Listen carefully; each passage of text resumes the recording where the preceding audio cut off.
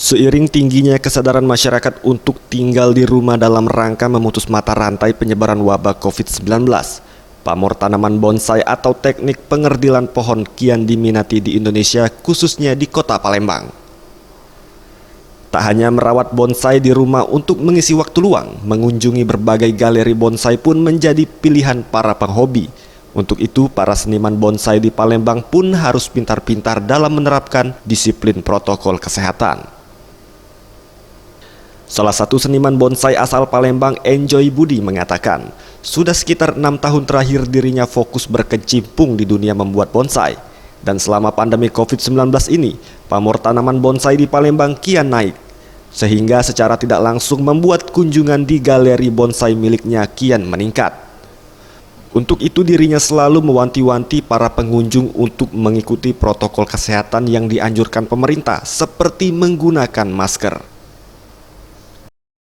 Kayak ini anting putri ini di Nusa Tenggara, maksudnya di Asia Tenggara. Nah ini pohon khas kita Palembang. Pohon serpang dari Palembang. Kalau untuk ini Kak, peminatnya biasanya dari mana Kak? Untuk saat ini nasional.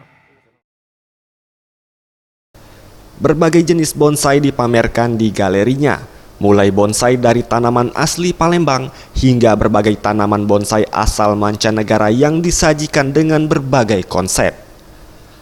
Untuk perawatan sendiri perlu kesabaran ekstra, di mana tanaman bonsai baru akan terlihat indah setelah bertahun-tahun, yang diiringi dengan teknik perawatan intensif agar bentuk bonsai yang diinginkan dapat tercipta.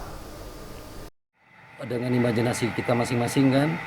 Nah terus teknik untuk merealisasikan imajinasi itu ya tentunya ada teknik pengawatan untuk pengarahan bentuk-bentuk dahan dan ranting tersebut. Ini kan pakai kawat semua.